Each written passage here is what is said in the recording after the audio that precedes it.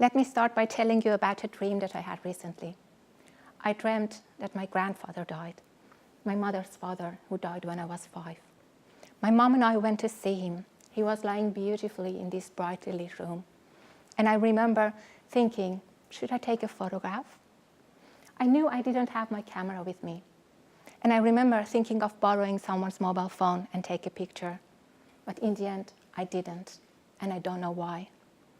My research deals with this very question of taking or not taking images at death, a question which I then explore through the richness of the narratives of the interviews that I've conducted with 25 bereaved individuals who had taken post-mortem or funeral images of their loved ones. In our popular and mass-mediated culture, we seem to be used to seeing images of death, and yet we are alienated from those images which are potentially the most significant to us, those of our dying and deceased loved ones.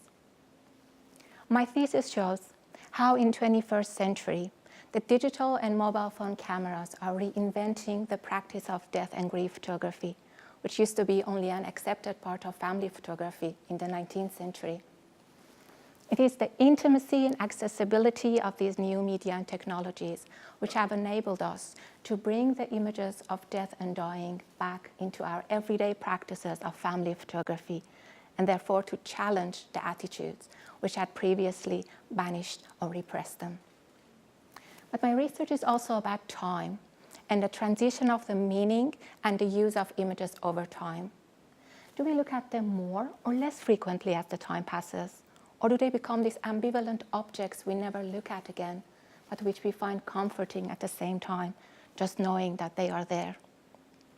So at the core of my research lies the assertion that it's not what an image is, but what it's done with it that matters.